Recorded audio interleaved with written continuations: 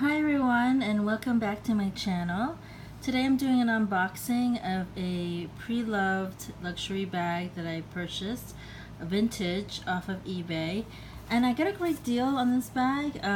There was a promo going on, a coupon code for 15% off your purchase, so I actually got this bag for $60 less than the listed price. And I've been looking for this bag for a long time now, and I'm super excited that I found one in really amazing condition, and I am so happy because it's a Gucci Boston bag. Look how pretty this bag is. It is such good condition. There is really no marks that I saw on this bag when I was looking at the pictures, and now that I see it up close, it's an amazing condition.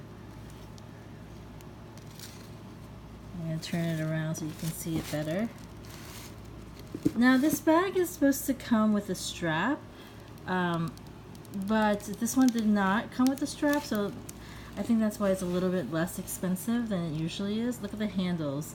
The handles look so amazing. There's really no wear and tear on the handles or on the hardware itself.